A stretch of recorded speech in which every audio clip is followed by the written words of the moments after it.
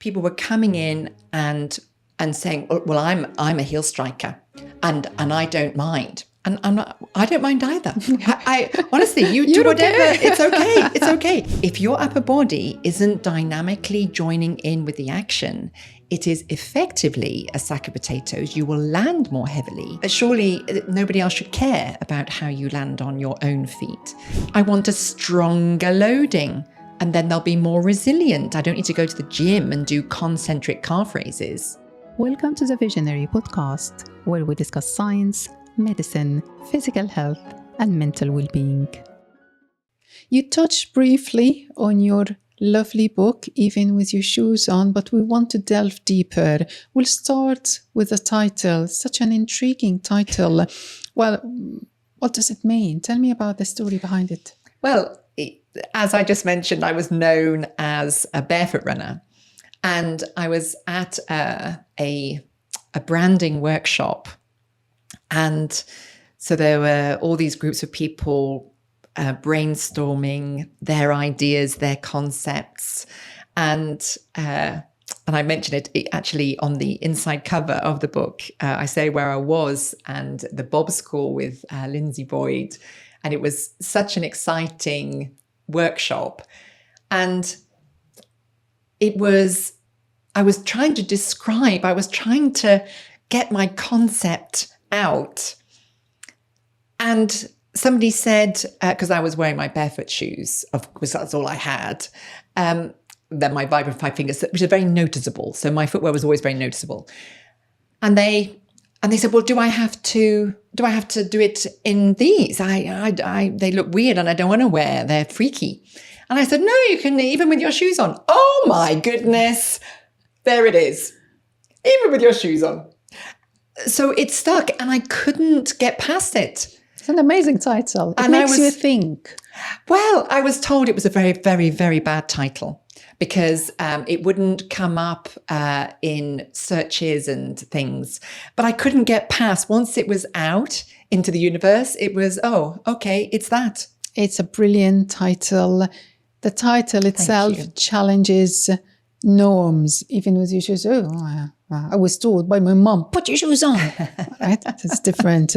Now, one of the reviews described your book as a comprehensive manual on natural running. What gap in our understanding, and I say ours, I mean clinicians and runners alike, what gap in our understanding of running that led you to write this book? Awareness. That was missing. Yeah.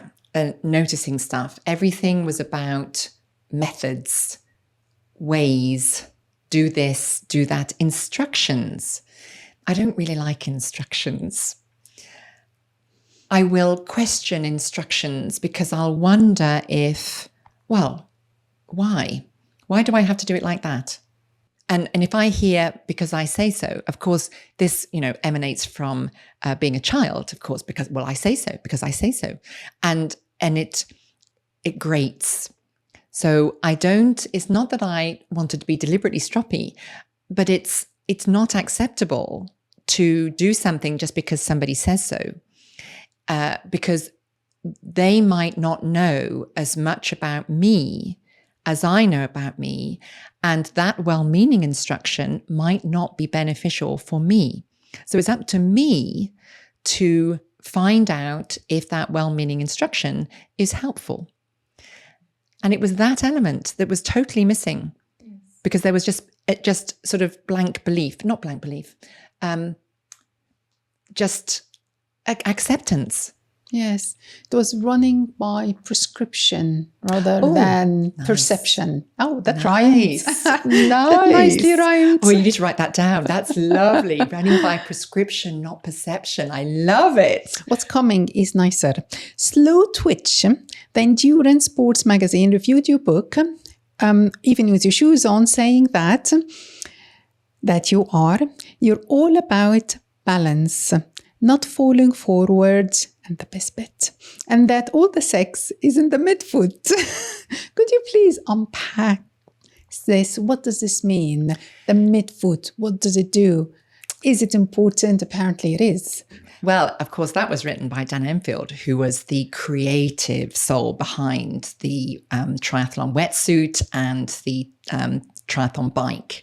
So he is all about thinking outside the box. So it was very kind of him to say something like that. The book was written around the time where it was very this versus that mode. So because the minimal footwear had come into the country around 2007-ish, there was cushioned versus minimal. So the conversations, they weren't conversations. They were little mini battles, and people were taking sides, and it was unpleasant. And people were just dissing whichever camp people weren't in if they weren't with them. And I found it really unpleasant. Immature, I would think. Good, yes, you could call it that. It just seemed why? I didn't understand why people would get so het up about it and angry, emotionally vested in how somebody's landing on their own feet. Surely nobody else should care about how you land on your own feet. And about the same time, the heel, the cushion versus the midfoot, it was inextricably linked with heel striking versus forefoot running. The reality was I've only actually come across one minimalist runner, one barefoot runner, who landed on their heels.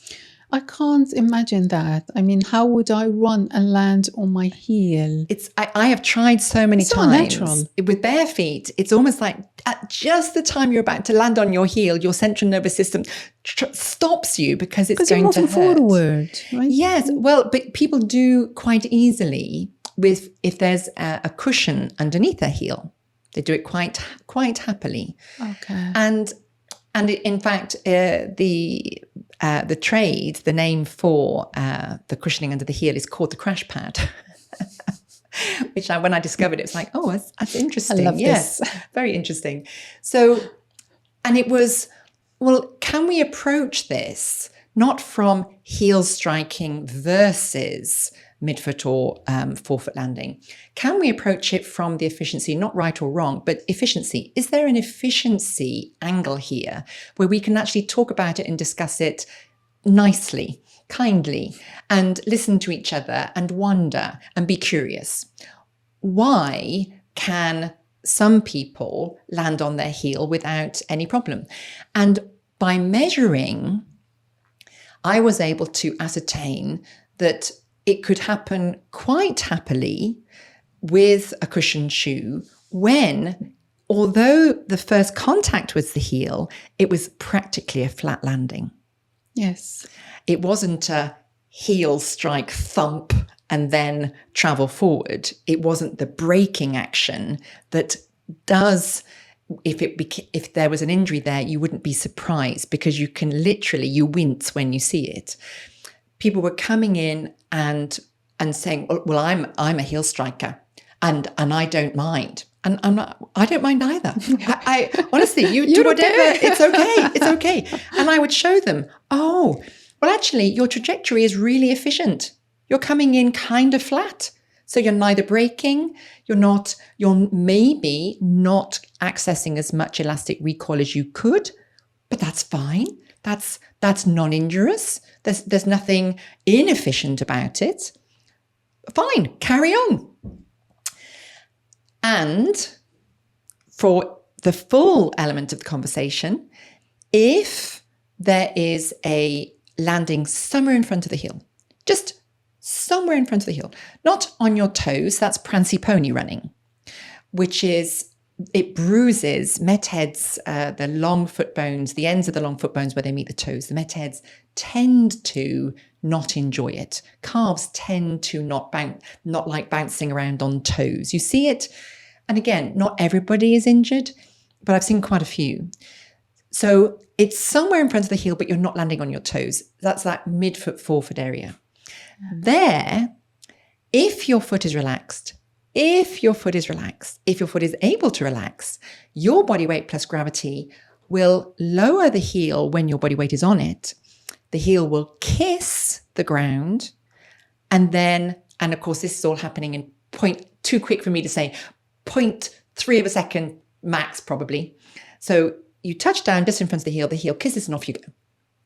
And so we go forward, backward, forward, which would seem inefficient, but it's happening in a fraction of a second, and probably half the time you're in contact with the ground when you walk. And the Achilles tendon, so tendons are amazing. They return elastic energy to the system, which is why we are efficiency sling systems. And even without nutrition, we can cross the desert 9 days without food. And if we are in some kind of movement pattern, we will get, I'm sure by the time he was a walking skeleton with a black tongue, he didn't have any elasticity left. But initially, he would have had some elasticity, which would have been an efficient movement pattern. So when the Achilles is the biggest tendon in the body. So normally tendons, they say, return about 50% of the energy from the muscle stretch into the elastic recoil. The Achilles, the biggest tendon in the human body, returns up to 90. You think, oh, that sounds really useful. Tell me more. You can walk with a ruptured Achilles tendon. I can. Yes. Actually, I can. Yeah, I've experienced that. Yes. So you and my husband both. So people's eyebrows raise with that. If your foot is strong, then it can still walk with a ruptured Achilles tendon, but you can't run. No, you can't. Without the Achilles tendon intact, you cannot run. So it's considered the running tendon. Yeah. So then you think, okay, so now I've learned this information that it's the running tendon, and it returns up to 90% of the elastic energy from recoil, but I need to stretch it under load. So elastic recoil is you've got to stretch it first for it to go ping. So if I'm landing on my heel, I am not stretching under load my Achilles tendon. My toes are coming up, yes. My heel is going down. It's kind of just passive. It's long, but it's not lengthened under load. There's no load, it's swinging through the air. But if I land somewhere in front of the heel and my heel descends, then I'm stretching my Achilles under load. Now I'm in the domain of potential elastic recoil and free energy. So I'll go with the efficiency. I want to make it as easy as possible. And which sounds wonderful. Let's all run not landing on the heel. And I am interested in efficiency, and eccentric loadings of muscles are the ones that give you delayed onset muscle soreness. So 2 days later, oh, that's a bit tight. And maybe 3 days, it's reaching its crescendo, and then it starts to subside. But it's also, so you have to transition. If you want to change the way that you run, if you would choose to, you have to be careful, because the calves are going to protest, because suddenly they're doing this eccentric loading, being stretched under load, and it creates delayed onset muscle soreness. But would it be temporary? Oh, it's temporary. Yeah. Okay. It's just a conditioning process. The jiggling on the rebounder helps with this. Does it? So, and then you learn that an eccentric load of a muscle is stronger than a concentric. So with a bicep curl, I can lift such and such a weight. So say 10 kilos. I can lower up to 40% more. I thought it was just gravity. No, because you're lowering under control. You're not dropping it. Oh, yes. You're controlling it. So the lengthening under load is a stronger muscular contraction. It is stronger. And you think, well, that sounds good. I want my calves that attach to my Achilles to be stronger. I want a stronger loading, and then they'll be more resilient. I don't need to go to the gym and do concentric calf raises.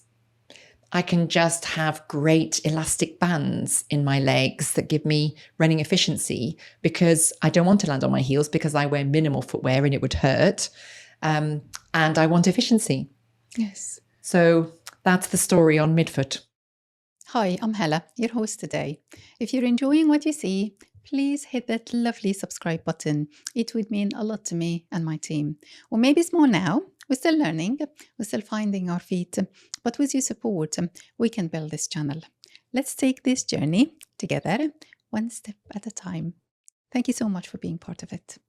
For the regular runner who runs twice a week or something, how do I determine which part of my foot to land on? Will my body instinctively tell me through comfort maybe or efficiency which part to land on? I would say the most important element of a new runner is make it as easy as possible and as comfortable as possible. If you are thudding on your heel, it probably won't feel very comfortable. I wouldn't worry about placing a foot. I wouldn't worry about trying to do anything. I would just go with the innate. What does your body do? When you run, what does your body do? I always think a really nice thing to do is run down a hill. Not a big hill, just a little slope. Yes. And when we run down a slope, if we can land on a heel to brake. You'll see the fell runners, they present their heel when they're running down a very steep slope, fell running, because it's control, it's a brake. Yes. Very sensible. Yeah. I would advise that technique and it's highly skilled. But if we're in the park, in the local park, and there's a slope, if we run down a hill and we present the heel, it's very lumpy. It's very doof. It's awkward. And if we go in with a slightly flatter foot landing, it feels smoother. So slopes give you the opportunity to discover all sorts of things about your body that you perhaps didn't know. And the downhill is where you smooth things out. So we don't touch down by landing on the heel with a thump. We kind of glide down. So the foot is almost at the angle of the slope. And it just kind of touches almost with the angle of the slope as it pulls our hip down, and it starts to be smooth and glidey. This sounds very sexy. Oh, well, there you go. Dan was right. He was right, apparently. Another reviewer said that he couldn't skim read the book because it's so damn good.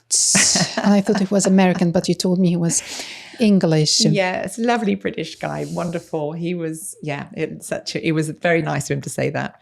Much faster than me at Ironman. That was Rob. Really? Yeah. So he was a 12-hour Ironman, as opposed to my fastest, which was 13, and my average, which was more like 14 or 15. That's very good. That's very good, Helen. My defense is he's a lot younger than me.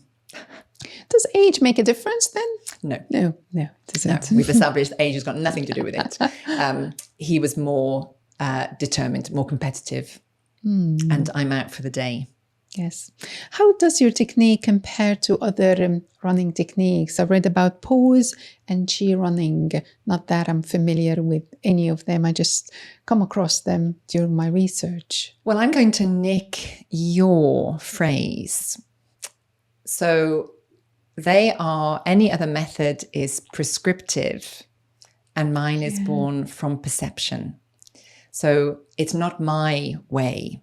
As far as I can see, with everything that I've learned, it is finding efficiencies within our system to run in our innate way. And for that, we need to have all our ducks in a row. We have to have all of our innate movement patterns organized within the brain, and then joints available, all of them. Take your entire body for the run with you.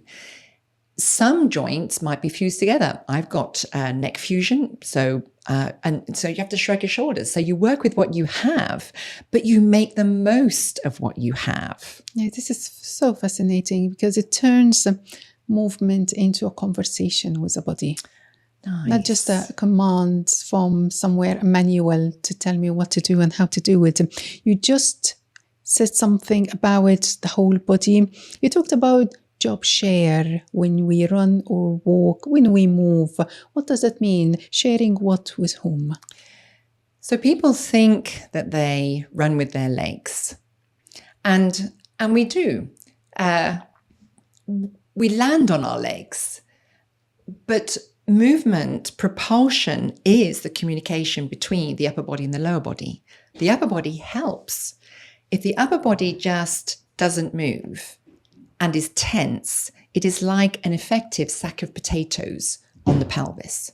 So now, it doesn't matter how small you are, if your upper body isn't dynamically joining in with the action, it is effectively a sack of potatoes. You will land more heavily. The upper body lifts us. It assists in the loadings. It lifts us into the air, and it keeps us lighter. Now, we don't want to run like a bird. I've done that too, and that doesn't work either. So we are ground mammals, and we need to land and be grounded, but we sort of get airborne, ground, and we use our feet to access the elastic recoil through the relaxed foot, spreading and creating the opportunity for the free energy from the elastic recoil. And so the upper body needs to be dynamic and mobile, not stiff and unmoving or tense, because it makes it harder work for the lower body. So that's not kind. That's not a job share. And within the same job sharing concept, we're talking about joint availability in 3 dimensions. So you might have movement in an arm swing here in the side view saddle plane, forward and back, but that's not helping the weight shift. So running is all about weight shift, because you've got to get from this foot to that foot. So we have to weight shift. There's lateral movement. If there's no lateral movement, you're bouncing around like Tigger on the midline. You're just going up and down. So we have this forward trajectory with movement from the right side to the left side and back again repetitively. So we need 3-dimensional movement of joints where there is 3 dimensions. Knee is 2 dimensions, ankle is 1. Pretty much everything else is 3 dimensions. So do we have the availability of movement in the left to right plane and the rotational plane? And what was a massive surprise to me when I wrote the book and thought, after learning all the joint mechanics, I thought, now I can put science to the movement patterning that I've been thinking about and doing since I was 13. Now I can explain it. Now I've got the tool to explain it.